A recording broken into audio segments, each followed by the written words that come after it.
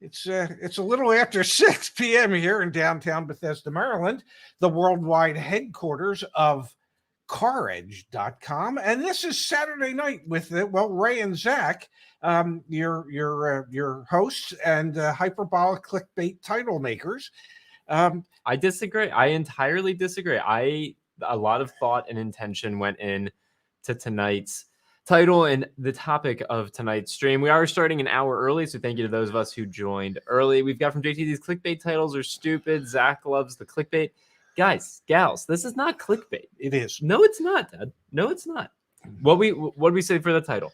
Ford and GM are going to destroy the economy. Now, someone help me understand why my argument doesn't hold water. When you told me that, when I walked in here tonight, you told me that. What did I say? In what world? What universe? Overall loan balances, for auto loans continues to go up. This is the most recent Experian data. You see that, Dad? That says 1.47 billion. Is that billion or trillion? Trillion, excuse me. $1 trillion now in that's auto in billions. Well, yeah, but it adds up to. Okay, so that'd be trillions. Yes. $1.47 trillion. Yeah. We have more auto loan debt than ever before. At the same time, we look at all of the data for average transaction prices. We have, for example, Ford raising their average transaction price 13%. GM's only up a modest 0.2%. However, GM has intentionally stopped the production of some of their vehicles. For example, the Chevy Silverado and GMC Sierra, because of high inventory, wanting to maintain higher prices. You pair that, Dad, with the reality that you also have sales going up. So I'm going to scroll up to the top of this article from Automotive News. Sales for the month of February over at Ford Motor Co. up 22% year over year. Sales at General Motors also up for the year. So you put all of that into perspective, Dad. We didn't even talk about the Bloomberg article that came out that talks about consumers being hundreds and thousands and tens of thousands of dollars underwater on their car loans. Yes. You tell me how consumerism and purchasing these $60,000 plus pickup trucks is not going to eventually destroy the economy when you also have loan delinquency rates going up. Hyperbolic? Yes. Clickbaity? Maybe. True? I think so. I hope that you don't even believe these arguments. Are you serious? I believe these arguments. The only substitution I think you can make is you could not blame Ford and GM and you could just blame consumers. Really? I'm sorry. That is the substitution to the argument that I think you can make that's reasonable. Well, I think it's unreasonable to pin the decline of the economy, the destruction of the economy on Ford and GM. I think if the economy does get destroyed, it goes much deeper than that. We covered it during the week over on the Ray and Zach channel. The two divergent strategies that you can blame every automaker who is simply making expensive vehicles for the destruction of the economy because they are pricing out folks from having access to transportation. That is going to hurt the economy. There's no doubt in my mind that's going to hurt the economy. You know what I see happening? I'm all theirs. Okay. Every now and then, I watch.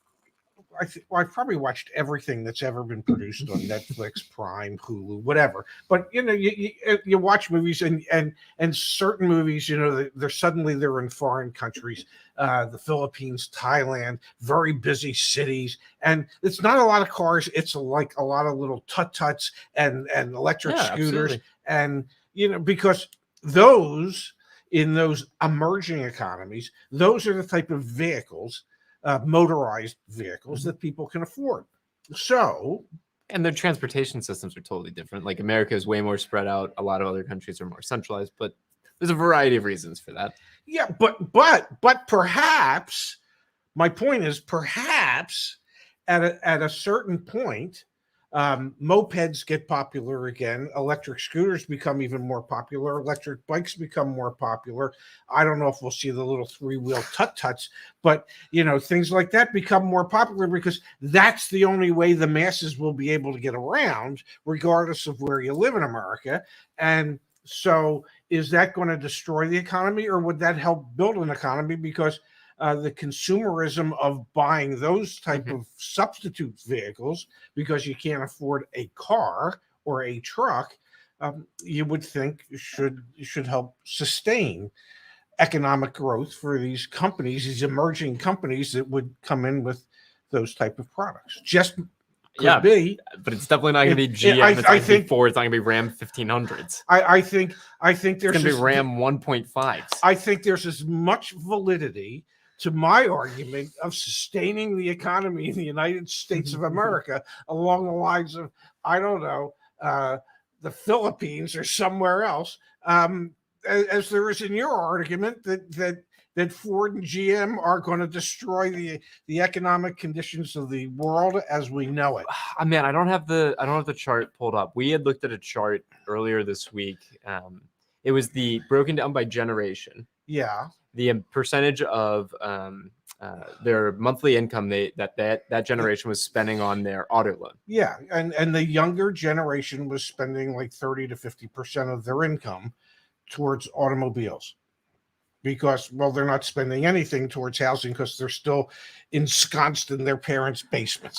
But so that's the thing is I don't understand why you and others. I mean, I understand why people might say that the title of tonight's stream is a little bit hyperbolic. I totally can appreciate that. Yeah. But I don't understand why people would argue with the idea that consumers who have purchased vehicles in the past 2 years are set up for failure because the vehicles aren't worth what they thought they were going to be worth. We're seeing correct. people significantly underwater.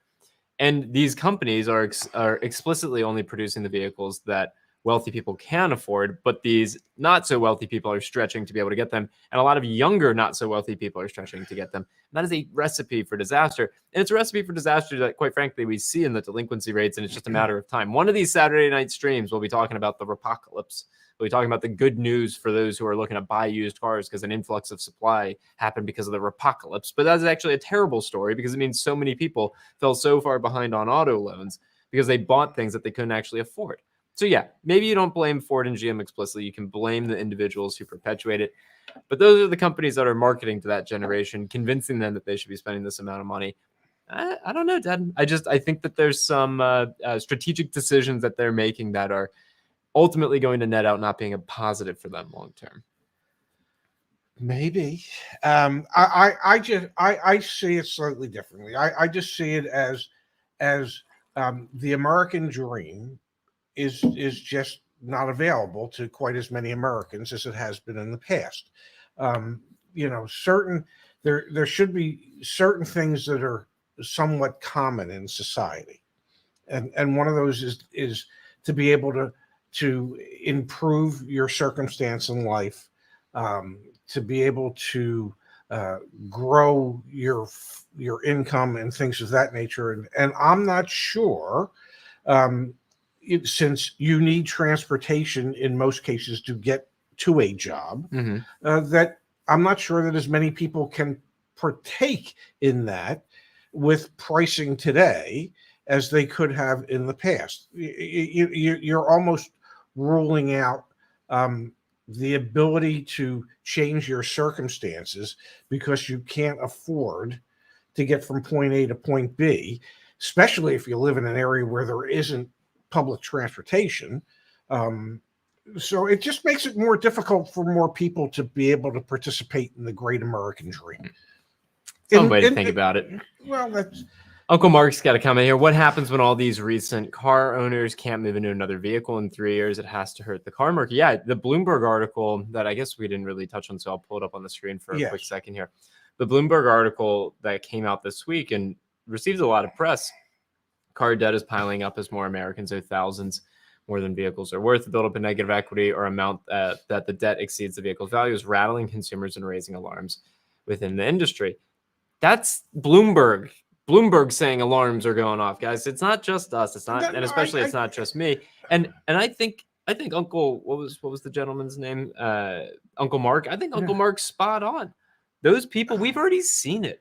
We see it in our community, Dad. People want to buy a car, but they realize now that their trade-in's worth $10,000 less than what they owe, and now they're out of the car market. Things do slow down. We said that was going to happen anyway. We said that. So why don't you just agree that that's Ford's fault? Because it's not Ford's fault. Okay, it's the people's fault who bought the vehicles and paid too much for them and knew they were paying too much for them when they bought them. It's the bank's fault for enabling those people to get into those loans when the banks knew that the collateral wasn't worth anywhere near what they were lending against it. Okay, so is it General Motors' fault or Ford's fault if people can't control themselves and not buy those damn vehicles? At what point does it fall on the general public as their responsibility to look at the prices of these things and say, I'm mad as hell and I'm not going to pay that anymore? Okay. Now, we're not saying people shouldn't buy vehicles. You know, when we joke, we say, don't buy a new car. Don't buy a new. What we're saying is don't buy the overpriced new stuff, the 60, 70, 80, 90, $100,000 vehicles, when if more people concentrated on buying a vehicle that is capable of just getting them from point A to point B, and maybe people tried to buy $20,000 to $30,000, $20,000 to $35,000 vehicles in large numbers, maybe at that point the manufacturers would say, well, we're going to have to adjust what we build. Yeah. But until that happens, Ford and GM and Stellantis and whoever else is going to keep building those expensive vehicles because there's enough people out there that just don't give a damn and put themselves in bad financial situations in order to make it happen so that they can buy it. I completely agree with you. Also, we have some real insight in the chat. For what it's worth, the car market is about 3% of GDP. Yes. So even if that failed entirely, it's got to have a lot more damage to destroy the economy. Fair point. I am wrong about tonight's title. However, I think my sentiment is correct. Let's jump to this, Dad. I would say one thing. Somebody said that Zach loves clickbait or clickbait titles. And I would say in response to that, if Zach could marry a clickbait title, he would. It's like he's never met a clickbait title that he couldn't love. I agree with Ben. Cars are the number one way people show off, and we have a culture full of narcissists, so the prices may never come down. Yeah, we'll do a video next week on don't be a narcissist, stop buying cars. We'll see. Let's go to this though. This is an interesting point. Randy, want to revise the car industry, get rid of new car dealerships again? Yes. All right. Will Ford and GM destroy the economy? No. Will the new car market destroy the economy? No. Will these companies and will the dealership model, will it hurt the economy? Oh yes, absolutely yes. We have automakers, Dad, we have dealers in 7 different states: California, Colorado, Texas, Mississippi. Wow, I'm doing this. Just look. Oh, there we go. Mississippi, Florida, that's Virginia, West Virginia, New Jersey, and Massachusetts. Yeah. Man, I almost got Massachusetts. It's like 8, but that's okay. In 8 states, Dad, all these different states, there are dealer associations that are trying to protect the interest of the Here's what they're trying to dealers. do. Prohibit automakers from negotiating sales or leases directly with consumers or designating dealers as delivery agents. Align warranty reimbursement rates with what the retail customer pays. Prevent automaker from unilaterally changing dealer agreements. Address post-purchase subscription and software activation. Remove automakers' right of first refusal in dealership buy-sell transactions. And give the associations standing to challenge automakers and state administrative bodies rather than just individual dealers. So back to the comment from the chat, the idea of, oh, well, let's just make, let's revise the industry. We'll make it more efficient. Then maybe if it's more efficient, maybe priceless. No, because these dealer bodies are sitting around saying we make millions, tens of millions, hundreds of millions, billions of dollars annually. Let's dig our heels in. There's so much inefficiency that abounds in this space. It's mind-boggling. It's why you exist. It's why this company exists. It's why you decided to put your eggs in this basket and try and build a business around creating a more level playing field between the dealers and the consumers. So I guess you could say, thank goodness that those dealer associations are trying to do their best to keep the status quo or improve their position slightly, which means that CarEdge and what you're building. Yeah, will no, what be we're around building will for be a around long- forever, but yeah, it's terrible to think, like there was another comment that said just go to like a Walmart style, you know, one big department store, one brand, they just sell direct, because of these antiquated rules and the fact that there's so much lobbying around it, they're never going to go away. I mean, I hope that there are transitions in the model so that it's more efficient, but these dealers are never going to go I away. have ever since They're trying to lobby for subscription revenue, Dad. I get it. What I was about to say is ever since we started, I never got involved in this with the hope that the dealerships would be put out of business. Mhm. What I hoped when we started this is we could help foster a better way Mhm. for dealerships and customers to interact with each other, to improve the process, to finally convince dealer principals and dealership owners that there is a better, more efficient, more customer-centric way to do business that will still allow you to make a very, very nice living and with a strong return on your investment. So I never approached this with the idea that we're going to put dealers out of business. No, I approach it where we want to educate dealers that there's a better way for them to do this that's easier for them, easier for the customer, and still allows them to make a nice living. So if we can bring about that change in some manner, if we can help move that business model into that direction, then I think my participation in CarEdge is everything and more than what I had hoped. Mhm. I don't think you're ever going to do. I shouldn't say ever because ever is a very long time. I don't think it would be easy Mhm. to, in the near term, and the near term might be 30 or 40 or 50 years, to see a complete 180-degree change from where we are today to no dealerships 20, 30, 40, 50 years from now. I think there, as much as people might not want to hear this, I think there is a certain amount of value in a dealership, in a well-run dealership, staffed with well-qualified people that know the product and are actually there to assist customers in a manner that isn't going to, well, bury the customer. So part of it has to be an adjustment of pay plans, how people Mhm. are compensated. Part of it has to be what the goal is and how to help the customer make the most intelligent financial decision for themselves, as opposed to the least intelligent, most rewarding financial decision for the dealership and for the sales. Only way you ever get there is if you change the pay plan.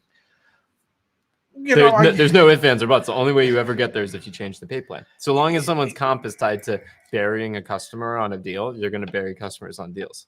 nothing impacts a business more than the way a pay plan is set up in that business. 100%. And you know, I was thinking of this yesterday. I know there's a certain metric that you're tracking for your business today. Mhm. And I thought to myself, my goodness, if there was an objective that you set for the team, that if they hit it and there was a financial reward for having hit that, that's how a pay plan can impact the direction a business goes. Now, there could be unintended consequences when you do that, because you take your eye off the other things that might be important to a business. But yes, pay plans actively impact how a business and those who work in that business operate. Yeah, you know, salespeople, they're going to do what's best for them based on what their pay plan is. Also, other countries manage to do this. The United States is the one that has this model. So I think that would be the case against everything that you just said about this sticking around. Is every other country operates differently, with the exception of kind of Canada. Canada's kind of like the United States, but everywhere else, Europe, going to Africa, going anywhere else, What? OEM has way more control over the pricing. OEM has way more control over the relationship. But Here, OEM has no control. Dealers go crazy. We have a year of markups galore. We have a year of people being buried on cars because they got absolutely screwed and hosed. But by their own stupidity, to be fair. But what's the biggest car market in the world? Yeah, the United States, of course. Okay, there you have it. They have dealerships in China, but I wonder, because China would Oh, be of number course 2. they do. But I wonder how much. I wonder how similar or dissimilar the Chinese dealership model is to the U.S. dealership. I have no idea. I have no idea either. Having never Does been to anyone China. in the chat know Yeah, the similarities and differences? Because I'd be very curious to understand that. but that you're talking about in the United States, it's the largest automotive market in the world, and it's grown to be that way simply because of the franchise agreements that manufacturers set up years and years and years ago to help grow their business without them being the ones to have to make the investment in all those buildings. Let's go to the chat, Dad. We've got from Core Guy. Thank you for the contribution. Core Guy. My friend got approved for a used 2017 Civic last April 2022 for $26,000 at 24% for 74 months. That he got approved for. That is borderline criminal. It is indeed borderline criminal. It is for sure sad that if your friend signed on the dotted line for that and that there was nobody there to talk him off that ledge.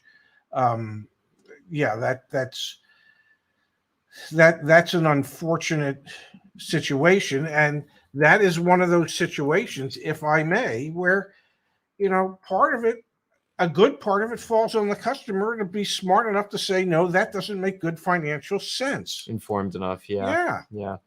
We had I'm trying to find it here. This lady. Yeah, I'm gonna pull it up then. Okay. That. Give me a second. This lady. Calm down. Yeah. Just trying to find it here on Twitter. Someone, this story is terrible. Oh, absolutely it is. The math ain't mathing. What was it? It was $289 a month for 84 months on a 1998 Ford of some kind. First of all, there isn't a bank. Do you think this is BS? Well, well, there isn't a bank that would write a loan on a 25-year-old car for 84 months. Yeah. Number one. Yeah. They're not a bank in this country or any other country. Now, we don't know about the Chinese market that we've could it be a buy here, pay here dealership? Yeah, it could be like self-financing at the dealership. That says give us X amount of dollars down and then your payments are $284 or $289 a month for 84 months. It could, because there isn't a bank that's lending that money. That is so much money to pay for a 1999 Ford Escort. Escort. No. I mean, you wouldn't have paid that kind of money on a monthly basis when it was brand new for that point in time. Okay. I mean, what was that car in 1999? 10 grand? What's 84 times 289? All right, folks, we're going to the bigmathcalculator.com, calculator.soup.com. Stand by. We're all going to do this together. 289 by 84. All right, wait a second, Dad. Calculator soup. 289 times 84.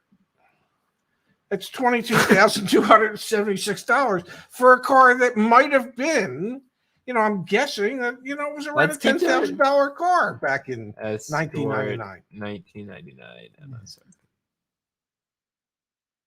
And you're good. Okay. So what do you think about Kia? What do you mean? What do I think about Kia? No, I'm switching gears. But no, I mean, so to your point earlier around dealerships can be good in this situation, that is a perfect example of a dealership totally taking advantage of someone. And quite frankly, core to my thesis tonight is a collusion between the OEMs and the dealers to put a lot of folks in situations that don't make a lot of sense. Let's come back here to the chat that we have from Fat Guy in the Kitchen. Really appreciate him. What? It's not a sentence I'm used to you saying. I think people say that to me all the time. Thank you, Fat Guy. Let's talk about this. This is going to be interesting. Yeah. And post in the comments or in the chat your thoughts around this. I think Costco has the most effective model. Have a site with dealerships in their network, one-on-one sales contact, no pressure sales tactics. Share in the comments which sites you think are the best, because I look at the Costco model Yes. and I find it to be interesting. I've talked to quite a few salespeople who have been trained the Costco way. They have to get special training and all that stuff. Those deals, unfortunately, can get blown up pretty quickly, but I guess in any context it could. So I think the Costco model has a lot of good potential, just challenging to actually, since you're working with the dealer, challenging to actually implement. What were your experiences with Costco? Well, way back in the day when I still had contact with Costco, it was just you pay them X amount a month. You pay for the privilege. You pay Costco, yes, to be in their network. To be in their network, and part of that, part of the reward for paying them was that every couple months you got to display your vehicles at a Costco, and that you had to agree to slightly discounted prices. It's not like Costco's selling the vehicles. They're not in the car business. The dealerships are no, of course. Yeah. But what was your experience with, like, were Costco, I hate to call human beings leads, but were Costco leads good leads? Like, was the Costco program good? I used to tell people, you know what, the dealer has to pay to participate in that program. Whatever that cost is gets factored into the selling price that they're selling you the car. This is what I'm not part of that network, so guess what? I don't have that cost. I can sell you the car cheaper. So this is what I don't understand about TrueCar either. Yeah. Like, I've been researching TrueCar's quarterly earnings a ton, and their business is contracting pretty quickly. It's like, why, if I'm a dealer, do I pay the $1,200 a month subscription to TrueCar for TrueCar leads? Like, I don't get it. I just don't get it. And I can tell you from when we did it, they were the worst leads you ever got. We would set it up that was in a 50-mile radius. Okay, I was in Towson, Maryland at a mini store, and I'm getting leads from Connecticut. Okay, now how many mini dealers? Not that there's that many mini dealers in the United States, but there's quite a few between Connecticut and Towson, Maryland. Okay, how many mini dealers would they have to drive past to get to me?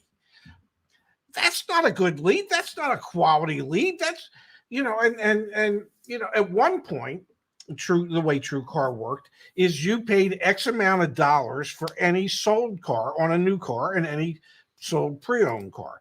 Well, in most states, that's considered paying a finder's fee, what's known as a bird dog. Yeah. Okay, and that's illegal. So they had to change their model from you just pay us for leads that we've sent you that you close to you pay us X amount of dollars a month. You agree to show certain discounts, and we can set up the parameters for the leads you're going to get. They were some of the worst leads ever. Yeah. And I wish it was only $1,200. I think it was like closer to $1,500 or $1,800. No, their pricing is going down to try and keep customers, dealers on board. I just don't get those models. I really, really don't. They're lead generators. That's all. But why would the dealer pay for it? I don't get it.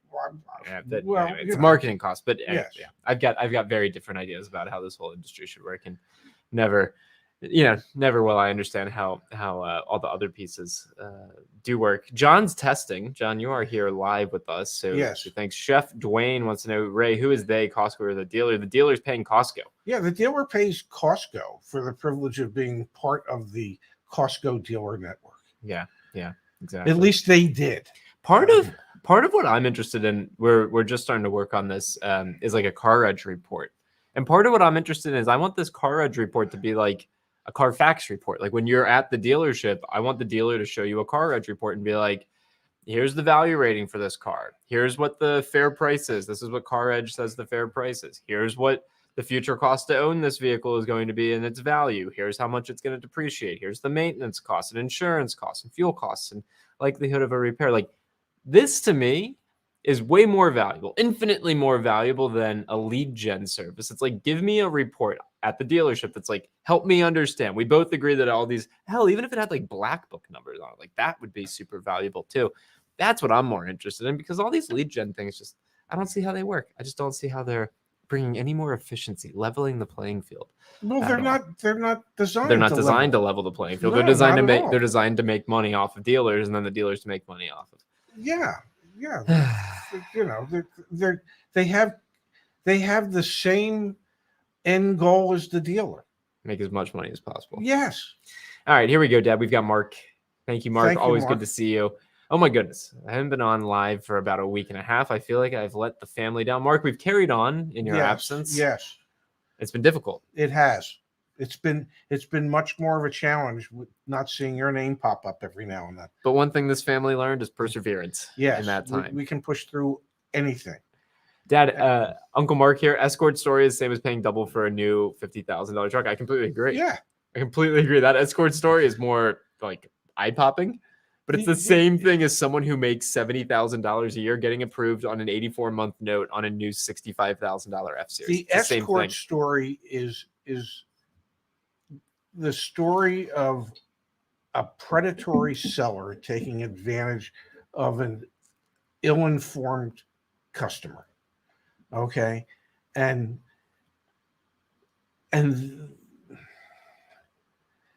there's something wrong with that. Yeah. Okay. From if I was the business owner, it's not. It's predatory. It's terrible. Yeah. I it's mean, like payday how, loans. how could I feel good at night when I go home? How could I possibly feel good that night when I went home, knowing that I put an ill-informed customer into a $24,000 Escort that is worth at best $2,500? Let's do something. As you're doing this, I'm gonna pull up. I'm gonna try and pull up. We're gonna run a black book value.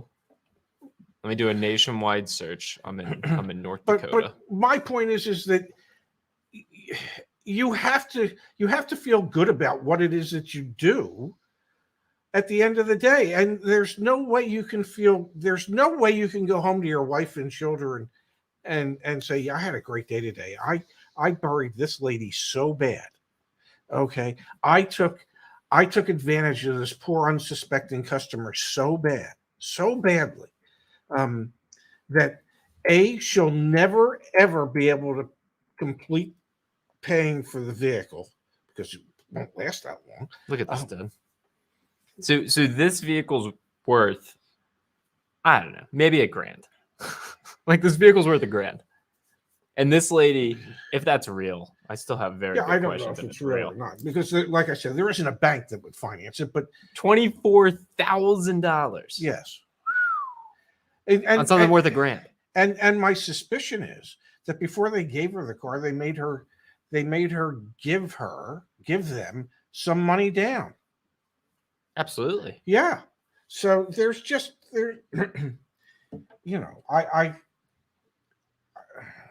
I have to feel good when I get home at the end of the day. I have to know that I've done more good than harm, and that's somebody that's done more harm than good. And I could pull up the story. I probably will. There's a dealer group, Big Red. Yes. These folks in Norman, Oklahoma. They would allow you. They set up a fraudulent. Ponzi pawn shop. Yeah. Scheme. If you needed cash down, so that they could get the loan approved, so they would call it into the bank, and they said, "Oh yeah, the customer is putting down $2,000 when the customer was putting down squat." They would then say to the customer, "Hey, it's no problem. What items do you have at home that you could pawn, that we could pay you for, so that you would have the down payment you're going to need for your car loan?" So in essence, the dealer was fronting the down payment. Well, that's fraud. That's bank fraud. Because they were telling the bank that the customer was putting down. That's the type of stuff though that can and does happen every day. Yes. Let's come back here to the chat that we've got from Wartotems. Thank you. I have a paid off 2015 Chrysler Town and Country with 103,000 miles. Should I worry about this van long term with reliability? I really don't want to enter this market. Well, I guess the question that I would have for you is, how long have you owned this vehicle? Were you the original owner of the vehicle? And if you are, then you know how you've maintained the vehicle. So if you've done all your regular maintenances and taken care of oil changes and things of that nature, and been upfront with all that stuff, then you know better than most what to expect moving forward from that vehicle. It's the vehicles that haven't been maintained very well that are the ones that tend to break down the most. Let's face it. So if you take care of something, they tend to last.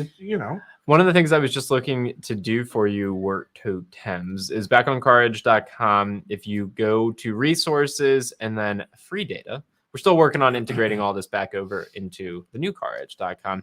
I was hopeful. I was really hopeful that when you went to Chrysler, yes, we would have Town and Country. We don't. We have the Voyager van now. So let's research that. So when you come to a page like this, you can click on maintenance, and you can then see what the expected chance of a major repair is.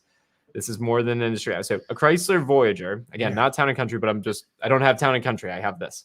Will cost about $10,342 for maintenance and repairs during its first 10 years of service. This is more than the industry average for popular minivan models by $1,000. There is also a 31.77% chance that a Voyager will require a major repair during that time. That is 10.27% worse than similar vehicles in the segment. The chart below illustrates how these costs and repair probabilities will increase over time. If you are out there and you're thinking about holding on to a vehicle, or if you're thinking about buying a vehicle, this is the type of information you need to put your hands on before you do. Again, I wish I had a Town and Country. I don't. I imagine the Town and Country to Voyager transition was probably similar, like probably relatively similar vehicles. So that's good information for you too. I'll drop that link in the chat. That is good information that anyone. And just out of curiosity, how much does it cost to Free. get what? Free. Say it again. Free. Free. Free. Free. If it is free for me, it is free. If it is for free, it is for me. There you go. Pops. Yes. Well said. All right, let's keep going here from the chat. We've got Cool and Heat. Love the show, guys. I'm planning to pre-order. Thank you for that. Plan to pre-order a Ford Transit for my small company. Question, will I be able to negotiate the total cost at the dealer? You should be able Absolutely. to. Yeah. I will say the Transit vans, we tried to work a concierge deal. We ended up refunding our customer because there's just no, in that region, we were in like the Southwest. We just had no inventory. It was impossible. We were like, we can't negotiate a better deal than you'll be able to like take your $500 back and put it towards the car. So you can negotiate, obviously. It doesn't matter if you're buying for your small company or not. You can't negotiate transit vans. They don't have a lot of inventory. And you should negotiate the out-the-door price. That is what you want to do prior to ordering the transit van. Absolutely. Yes. Absolutely. We had a question here, Dad, talking about, or actually we'll go to Core Guy first. Thank you, Core Guy. Pops, that is the one thing that stopped me from joining my friend at Jones Used Cars. It was ridiculous money, but I couldn't do it. I'd lose sleep when you were talking about, going home at night and feeling okay. Did you ever work for dealer principals that were like that? Did you work for people in your career that were like, make the most money possible, go, go, go? Yeah, you definitely did. Yeah. And did I stay there? No. Good for you. No. Good for you. Part of what it is when you're a salesperson or a sales manager, philosophically, how they do business those philosophies have to align between you as the employee and them as the employer. And there was a group of dealerships in the Phoenix market. It was a big group. Van Tile.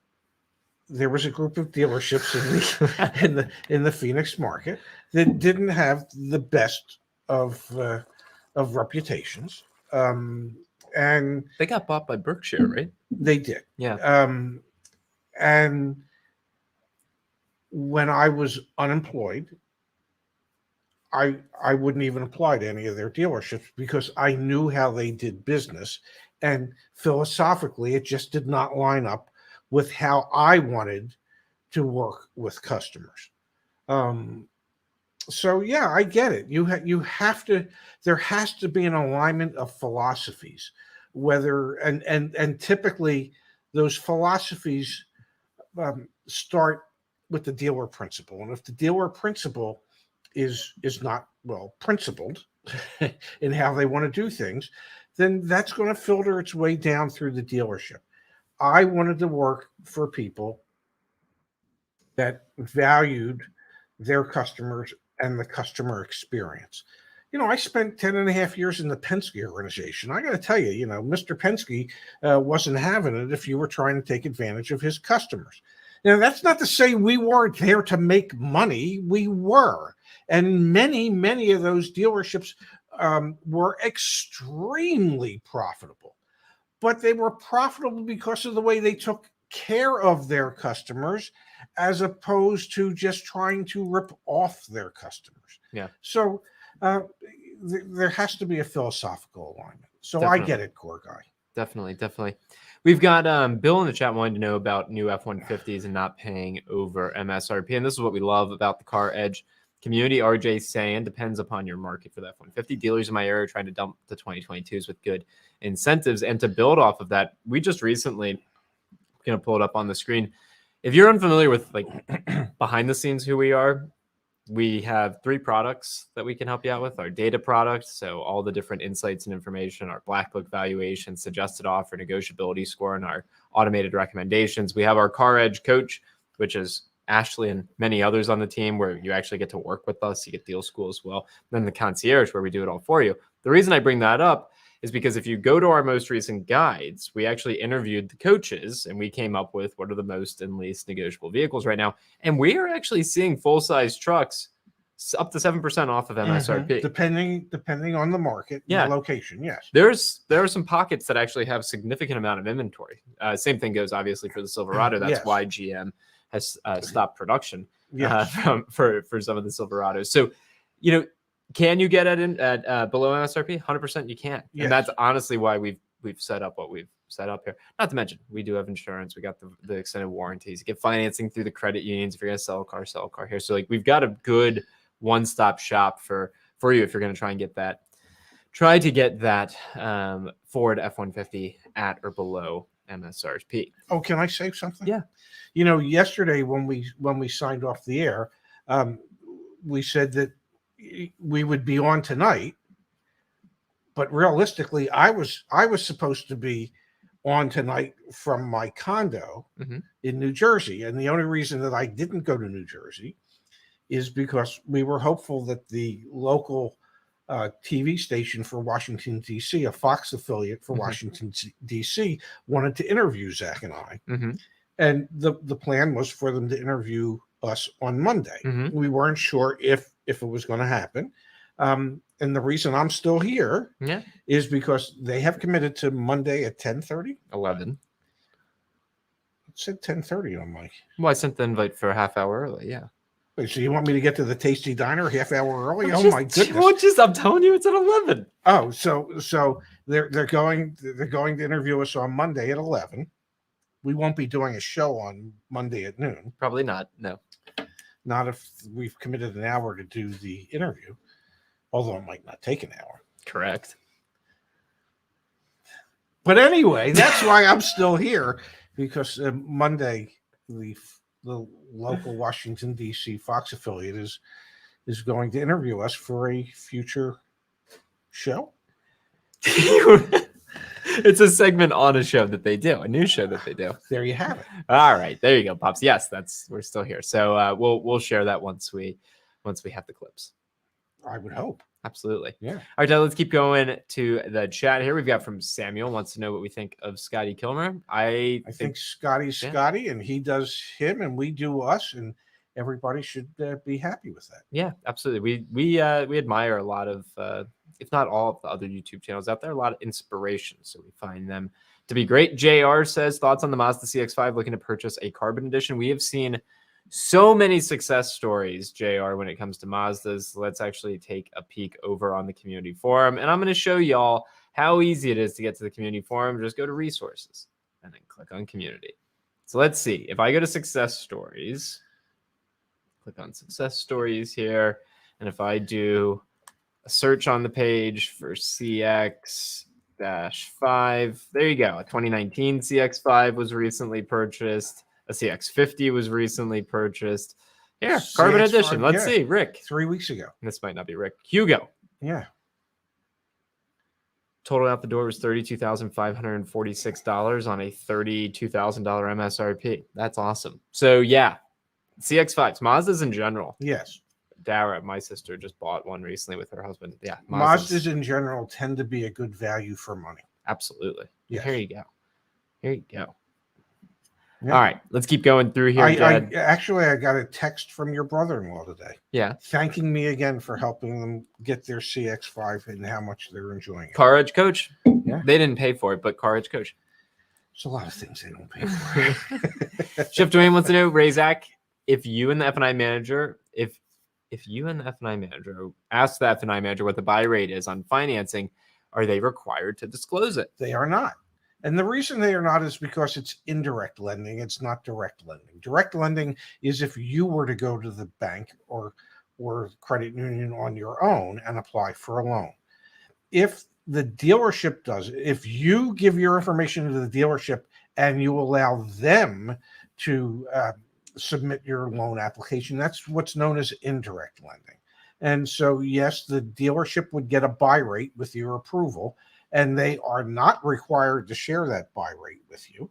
Although I would think in most cases, if you were to say to the F&I manager when you're sitting down with them, "Oh, by the way, could you let me know what the buy rate was on the loan?" First, they'd be shocked to hear you use the term buy rate. And they just might be shocked enough to say, "Well, yeah, let me share it with you." They are entitled to mark up the loan rate from what the buy rate is, and that would be the sell rate. But no, they do not. They are not required to share that information. If they're a transparent dealership, they would. Many probably will not. This is why if you're going to finance, we obviously recommend getting pre-qualification. That's why we set up literally takes 5-minute pre-qual through the credit unions that we partner with. We partnered with 4 credit unions. I'm, again, so freaking proud of everything we built here because they're credit unions. They are nonprofits. We hooked up with nonprofits to help you get better financing. And that was actually something we didn't touch on in the Experian data. The share of credit unions, folks financing at credit unions, continues to go up. Yes, and it does. We love that. Here we go, Dad, from Tony. Thanks to CarEdge, Days on Market Filter was able to snag a RAV4 allocation at a dealer the day it was posted and got a great deal. No market adjustments or dealer add-ons. Picking it up next week. I don't know of any other car searches that have a Days on Market Filter. I really don't. Do you? No, that was one of the things we came up with because the amount of time a vehicle is spent at a dealership impacts the negotiability of a vehicle. Ooh, I've got some stuff I can show people that's coming soon. That ties in with that. Okay. I'll do that in just a moment. However, okay. Dad, first. What? $1.99. Oh, is this a super sticker? Thank you, Randall. What a strange relationship we have. Ethical fatting. You care about money, not people. Fatting or fading? Am I saying that correctly? Fading. Fading. Yeah. Well, thank you for the donation, fat guy. This is when we were having that conversation around taking advantage of people. Yeah. Making more money. Yeah. Not a good setup, not a good situation. I don't think it is, but Dad, if you can speak to this while I'm pulling up something to share with everyone, want to get some feedback here in a minute. Mark wants to know, what's the chip status? What's going on in the chip status? It's improving slightly, but it's still not. The manufacturers will tell you it's not back to where it was pre-pandemic. Whether that's true or not, I don't know. We should try and get David Schell on the show again to find out what is going on supply chain wise and chip wise. So everything we read, and it could all just be PR nonsense that we read from all the various manufacturers putting out statements, is that there's still some supply chain issues and there's still some chip issues, and they're hoping to get, and they think it'll be alleviated a little bit and things should get better by the third and fourth quarter. But then again, we heard that last year. So we assume that the chip situation is getting better. I don't know for a fact. It's definitely but we see inventories building up, which would indicate that, and we've seen fleet sales take off, which indicates they can make cars, that they can make the cheaper, less expensive, lower profit margin vehicles for their fleet sales, which indicates they got the chips to be able to do that. So they have more chips than they've had in quite some time. Yeah, absolutely. All right. I want to show everyone one of the things that we're working on, get some quick feedback. So Obviously, we have our negotiability score and all that fun stuff, the CarEdge suggested offer. We are adding Yes. the market days supply. So on any vehicle that you search for, you'll be able to see what the market day supply within a it's either a 200 or 500 mile radius of your search area. Depends. We go out to 500 if there's not enough data for 200. Yeah. So what the market day supply is for, in this case, a 2021 Ford Explorer, and it will say, and it'll year, make, model, and trim, and it'll say that the total that are actively for sale of that year, make, model, and trim, and the total number that have sold in the last 45 days. That's important because that's the daily selling rate. Yes. That information will be available. I don't know, give us like a week or two, but that information will all be available when you search for a vehicle. I think that's super helpful. I mean, I can't wait for that to be out there. I'm going to use it myself. It's just going to be informative when you're searching for vehicles. It should be helpful. Because then what you can do, Dad, is you can look at vehicles that have been days on lot over a certain amount. Then you can go look at the vehicle and you'll be able to see the days supply of inventory for that vehicle. Like, even if you don't believe our negotiability score, you'll have all the raw data right there. You have all the information so that you would know whether or not it should be more or less negotiable based on what the market is in your particular area. Yeah.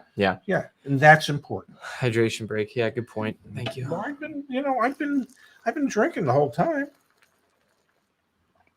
I hardly have any left in my cup. Randall wants to know, thank you, Randall, is it worth doing X plan on Ford Expedition Limited? Well, only if the dealer will participate. If they'll honor it, yeah. Yes. Which I think more and more dealers are in this environment. So if you can, take advantage of that. Yes. All right, Dad, we had a comment come through and it's worth acknowledging. So Automatic says, you guys just mentioned that you partner with credit unions. I researched one of those credit unions, great rates, but horrible customer service. Why would I do business with this institution? So we partnered with 4 credit unions, and I'll pull them up on the screen. And this is just to make sure everyone understands we're in your corner. So we'll take the good and the bad. We vetted Wings Financial, All-In Credit Union, Georgia United Credit Union, and EECU. Each of these credit unions we've had good experiences with. We have, to be very clear, overwhelmed the heck out of them at times with too many applicants, too many potential new members. And so our experience with them has been great. Their rates are really good. I will say that at times we've had slowdowns in the process, and that's been very frustrating. Where we've run into that, the credit unions are trying to do their best to correct those situations. Well, of course they're trying to correct it, but the issue is that if you're not an existing member of a credit union, this is the downside of a credit union versus going to SoFi, for example.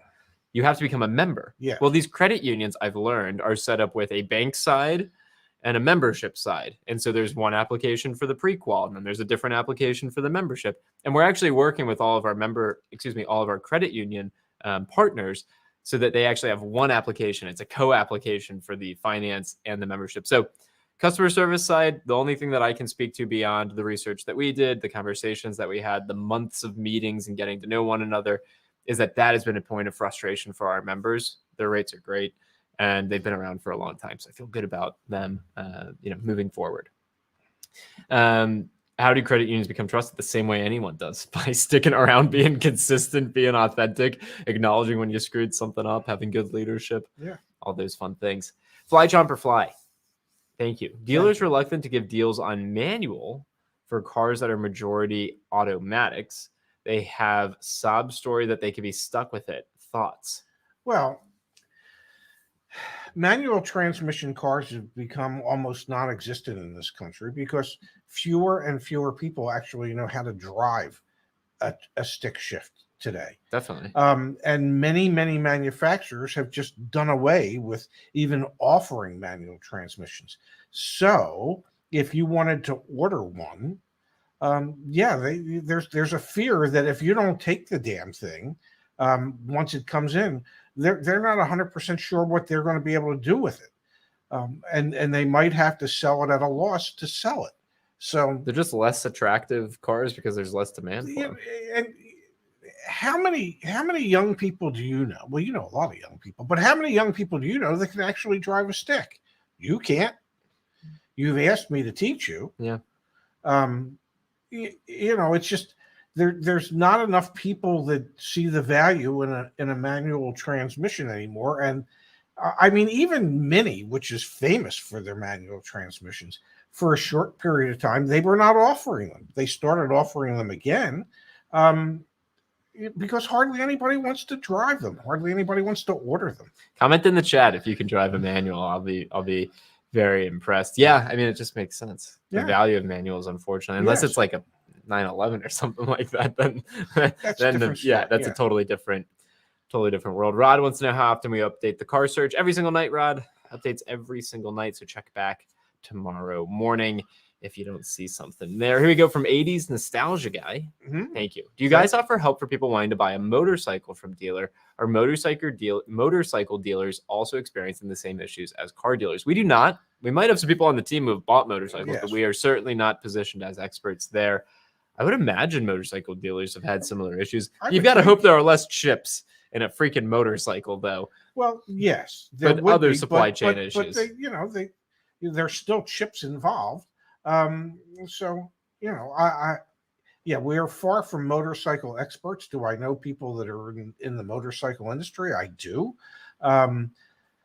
They run into some of the same problems that auto dealers run into, just like they do in especially sport vehicles, Skidoos and things, ATVs and things like that. And so, RVs, it's all the same. Here we go. We've got the Millennial Anti-Theft device. That would be a manual transmission. Hey, back to the motorcycle, though. Post on the community forum. I am certain there are people in the community who can help you out with that. So please post on the community forum, caredge.com/community. Wow, our community, everyone knows how to drive a manual, Dad. That's because we skew older. hate to say it. Kids drive stick, though. Yeah. It'd be good. I still want to learn. Okay. I don't have a stick shift for you to learn on. Yeah, sounds like we're not going to be able to find one that easily either. Well, they're hard to rent. If manufacturers don't want to build them that makes it hard to rent, you got to know somebody that has. What's our zip code? 20895? Something like that. All right, let's go within 25 miles. We got to have, would it be under engine and drivetrain? No. Do we even have stick shift on here as an option? I don't know. Fuel and performance, color, body. Well, look under engine and drivetrain. Haha, we do. Yeah. Manual. Okay. All right, Dad. So within 25 miles of here. Yeah. Do I have any other filters on? Oh, 120 days or older on the market. There's 881 manuals. Okay. All right, so let's sort it now by lowest to highest. All right, here we go. We could learn on this. Yeah, this would be cute.